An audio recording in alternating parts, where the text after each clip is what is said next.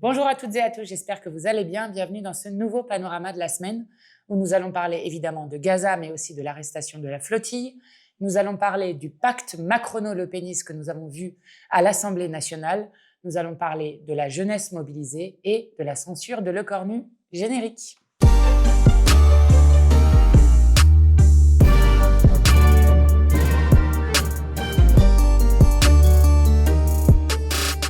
Alors évidemment, je commence par ce qui s'est passé cette semaine, puisque mercredi soir, la flottille, la Global Sumud Flotilla, qui se rendait à Gaza pour briser le blocus illégal avec plus de 400 militants à son bord, issus de 45 pays différents, a été arrêtée de manière illégale, là encore, par l'armée israélienne en eau internationale. En eau internationale, même si un bateau a réussi à arriver le plus proche que la flottille depuis 2009 ait été de Gaza, c'est-à-dire à quelques kilomètres seulement, à quelques miles seulement de Gaza dans les eaux palestiniennes. Preuve que d'abord, nous sommes immensément fiers de ces militants et militantes qui ont été d'un courage exemplaire pour briser un blocus illégal qui a cours depuis 18 ans, non pas depuis le 7 octobre 2023, mais depuis 2007, depuis 18 ans, il y a un blocus illégal de Gaza qui atteint un paroxysme depuis quasiment 2 ans de génocide la semaine prochaine, avec la famine qui est utilisée comme arme de guerre, et donc une flottille qui non seulement est pacifique,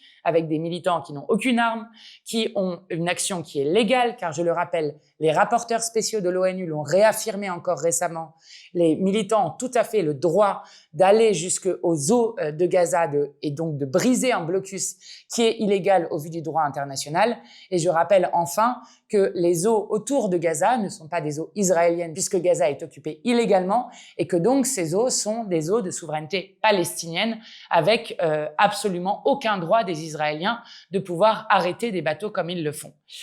Alors, cette flottille, je le disais, a eu des immenses menaces contre elle et donc je veux d'abord saluer le courage de ces militants et militantes puisque non seulement le gouvernement israélien les avait menacés, l'ambassadeur d'Israël en France a fait des menaces à peine voilées en disant sur Radio J « Je leur souhaite bonne chance pour rester en vie ». Et la semaine dernière, c'était l'ancien commandant de la marine israélienne qui était celui qui était en responsabilité lorsqu'il y avait eu l'attaque en 2010 de la flottille Mavi Marmara qui avait causé 9 morts qui avaient été tués donc avec des drones qui avaient attaqué ce bateau, qui déclarait que l'arrivée de la flottille pour Gaza pourrait se solder par des pertes humaines, ce qui était une menace claire contre la vie de ces militants pacifiques. Avec des attaques de drones qui avaient eu lieu pendant la nuit au moment de leur trajet vers Gaza, au point que l'Italie de l'extrême droite de Meloni, l'Espagne et la Turquie avaient dépêché des bateaux militaires pour accompagner et protéger la flottille et donc protéger leurs ressortissants, ce que la France n'a absolument pas fait. Et je veux commencer par là. La France, nous avons eu honte de voir que Emmanuel Macron n'a pas mis en place une seule chose pour accompagner la flottille et nous, au pouvoir, nous l'aurions évidemment fait. Mais pire que ça, alors que l'arrestation a lieu, la France n'a pas eu un seul geste pour, là aussi, condamner le fait que c'est la 3e fois en 3 mois que des ressortissants français et a fortiori des parlementaires français sont arrêtés de manière illégale par le gouvernement de Netanyahou. Je rappelle que Netanyahou est poursuivi par un mandat de la Cour pénale internationale et qu'il est abaissant pour la France de laisser un criminel de guerre, un criminel contre l'humanité, arrêté ainsi, kidnappé en eau internationale et ensuite emprisonné de manière illégale ses ressortissants français. D'autant que peut-être vous avez vu cette scène qui est absolument terrifiante de ces plus de 400 militants qui se trouvent dans une sorte de hangar avec le ministre suprémaciste Ben Gvir qui vient les narguer et les appeler terroristes alors que, je le rappelle, là encore, leur action était entièrement légale. Donc, la France ne fait absolument rien. Toujours aucune sanction, toujours pas d'embargo sur les armes et il y a toujours des armes qui partent à destination d'Israël. Pire que cela, cette semaine, alors que des militants essayaient de bloquer Eurolinks à Marseille, qui produit des composants pour les armes israéliennes, eh bien, ce sont 100 militants qui se sont retrouvés en garde à vue à Marseille, donc une criminalisation des voix pour la paix et des voix pour le peuple palestinien qui continue plus que jamais en France. L'Espagne a rappelé son ambassadeur en Israël. La Belgique a rappelé son ambassadeur en Israël. La Colombie a décidé de rompre ses accords commerciaux avec Israël et même d'expulser l'ensemble des missions diplomatiques d'Israël en Colombie. Et la France ne fait rien, comme d'habitude, absolument rien. Je ne parle même pas de la suspension de l'accord d'association entre l'Union européenne et Israël, ni du fait que la France est membre du Conseil de sécurité de l'ONU et que donc elle pourrait demander qu'il y ait une résolution qui soit mise à l'ordre du jour pour enfin arrêter Netanyahou dans l'offensive qu'il mène et dans lequel il se sent dans une impunité totale au point de frapper l'ensemble de ses voisins et de continuer avec son projet du Grand Israël qu'il ne cesse de prôner. Nous demandons donc officiellement au président de la République Emmanuel Macron de procéder à l'expulsion de l'ambassadeur de l'État d'Israël en France. Il n'est pas possible que reste sur notre sol un représentant d'un État qui, par 3 fois, en seulement 3 mois, a kidnappé et emprisonné des membres d'une flottille, des ressortissants français et des parlementaires. Je rappelle que là, nous avons dans cette première flottille à minima 35 ou 36 Français et nous avons 4 parlementaires, Rima Hassan, Emma Fourreau, François Pigmal et Marie Messmer qui se trouvent en ce moment même dans les geôles israéliennes et dont nous n'avons aucune nouvelle. De même qu'il n'est pas possible qu'un représentant d'un État étranger soit là alors que Israël et Netanyahou commettent un génocide, ce que a encore acté une commission d'enquête de l'ONU la semaine dernière. Et il n'est pas possible, et je le dis comme opposante à Emmanuel Macron, de laisser un diplomate continuer à exercer tranquillement en France alors que Netanyahou ne cesse d'insulter Emmanuel Macron en le qualifiant d'antisémite et donc d'insulter le peuple français. Donc, je demande officiellement à ce que on ait une expulsion de l'ambassadeur d'Israël en France, cette même personne qui disait « je leur souhaite bonne chance pour épargner leur vie », donc qui fait des menaces sur des ressortissants français. Il est temps d'arrêter de se faire marcher sur la tête comme le fait Emmanuel Macron et d'arrêter Netanyahou avec des violations du droit international qui ne cessent de se faire au point que Emmanuel Macron s'assoit sur le droit international en permettant à Netanyahou de survoler par 3 fois au moins l'espace aérien français. Je le dis avec d'autant plus de gravité que la situation à Gaza ne cesse de s'empirer, celle en Cisjordanie d'ailleurs dont on parle moins aussi, avec un génocide qui est clairement établi, une famine qui est toujours utilisée comme arme de guerre avec des distributions alimentaires qui sont devenues des pièges mortels et que l'attaque se fait en ce moment même à Gazaville avec des centaines de milliers de personnes qui tentent de fuir de Gaza en n'ayant nulle part où aller avec des scènes absolument affreuses. Et au même moment, Trump est en train de présenter un plan de paix qui est en fait celui de Trump-Netanyahou. Rappelez-vous quand il parlait d'une Riviera à Gaza, ce plan de paix qui nie le droit à l'autodétermination du peuple palestinien, puisqu'ils veulent mettre Gaza sous tutelle américaine, avec le projet de le mettre sous tutelle de Tony Blair, ce qui est un symbole absolument terrible, plus de 100 ans après la déclaration de Balfour. Donc, le fait de dire que les Palestiniens n'ont pas le droit de s'autogérer, de déterminer eux-mêmes leur destin, plus le fait que dans ce plan, il n'y ait absolument rien sur le droit au retour des Palestiniens, il n'y ait aucune référence au droit international, qu'il n'y a pas le sujet de la Cisjordanie, qu'il n'y a pas de tracé, bref, que ce plan ne respecte en rien le droit international, eh bien c'est le moment où la France doit justement faire en sorte de hausser enfin le ton contre Netanyahou, parce que si on laisse Netanyahou faire n'importe quoi sur le droit international au Proche-Orient, alors tout le monde est autorisé à faire n'importe quoi. Évidemment, Poutine l'est, et d'ailleurs, nous sommes en train de discuter au niveau de l'Union européenne d'un 19e train de sanctions contre Poutine, quand il y en a toujours 0 contre Netanyahou, ce qui est un 2 poids 2 mesures révoltant. Mais alors, vous irez expliquer aussi pourquoi, dans, par exemple, les intérêts du Danemark, il n'est pas possible que Trump s'empare du Groenland comme il veut le faire, ou même dans les intérêts français, puisque Trump est déployé avec les États-Unis dans les Caraïbes, pourquoi est-ce qu'il ne s'emparerait pas à un moment, je ne sais pas, de la Martinique, de la Guadeloupe, ou de je ne sais quel territoire dit ultramarin qui se trouve sur les différents océans du continent. Donc, ne pas abdiquer sur la Palestine, c'est permettre de faire respecter le droit international et que le droit international ne soit pas remplacé par la loi du plus fort. Voilà ce qui est en jeu et donc plus que jamais,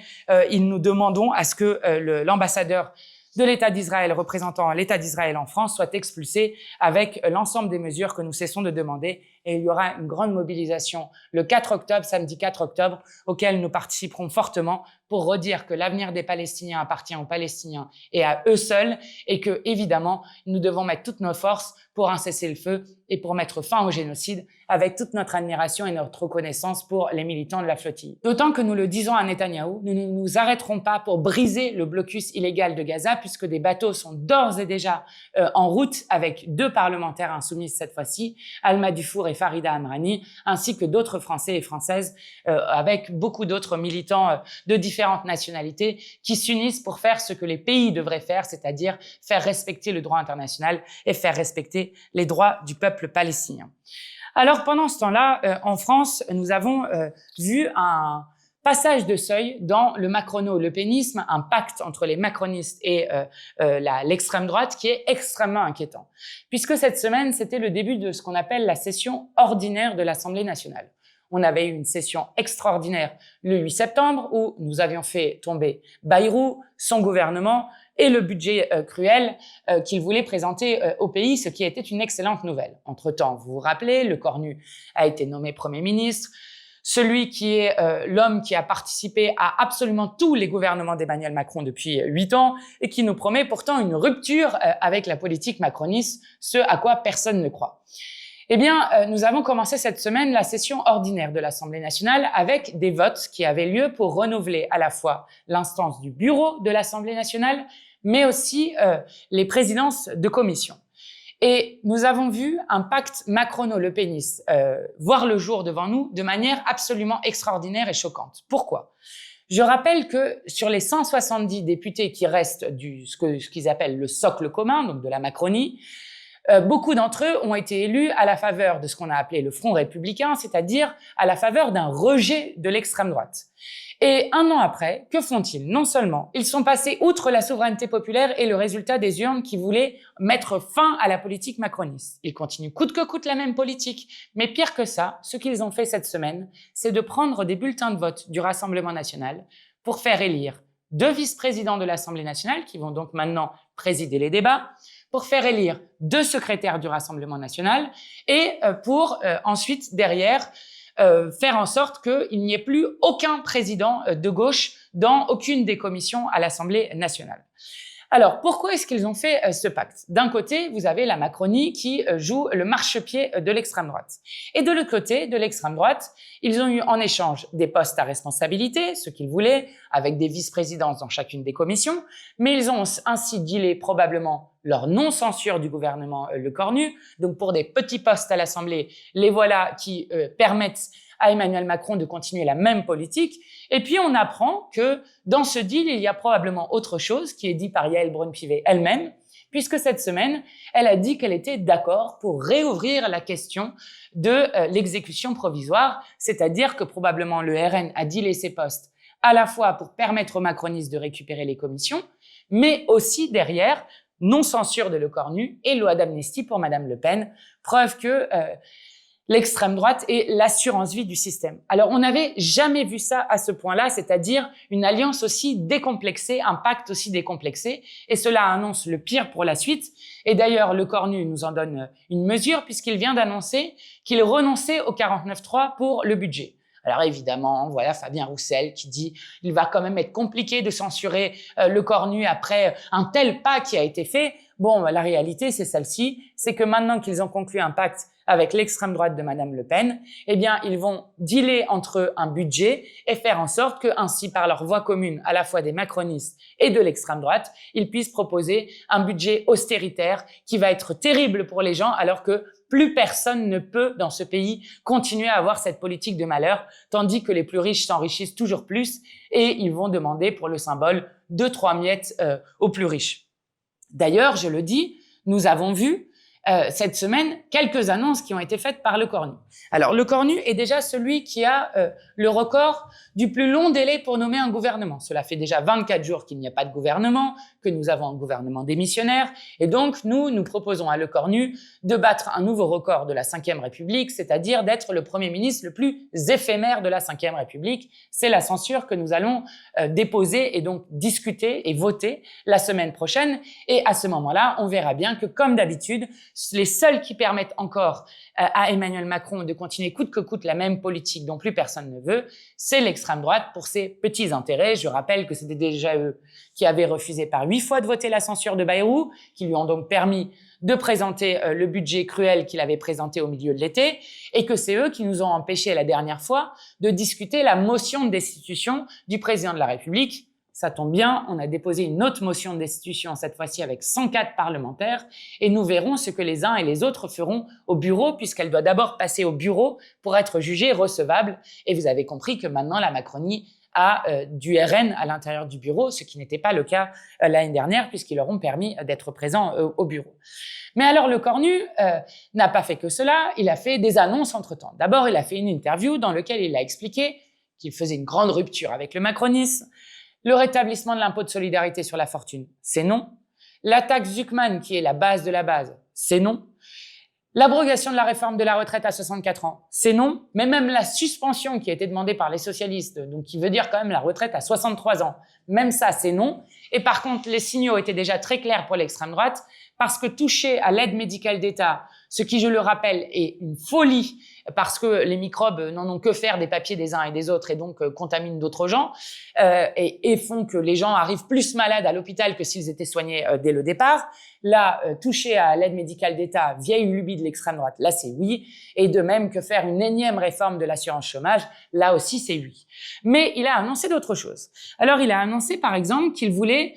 revenir au travailler plus pour gagner plus, donc c'est-à-dire défiscaliser encore plus les heures supplémentaires, faire en sorte que les couples qui gagnent le SMIC puissent payer moins d'impôts, blablabla, blablabla, bref, enlever des cotisations. Alors juste, je rappelle que cela permet de ne pas augmenter les salaires dans ce pays et je rappelle que lorsque l'on parle de charges, quand vous êtes un macroniste, on parle en fait de cotisations, c'est-à-dire du financement de la sécurité sociale. Et comme ils enlèvent sans cesse de l'argent à la sécurité sociale, eh bien après, ils vous expliquent qu'ils doivent faire une énième réforme des retraites, qu'ils doivent raboter ce qu'ils veulent toujours faire sur les franchises médicales, sur les personnes qui ont par exemple des cancers ou des affections de longue durée, c'est-à-dire des longues maladies,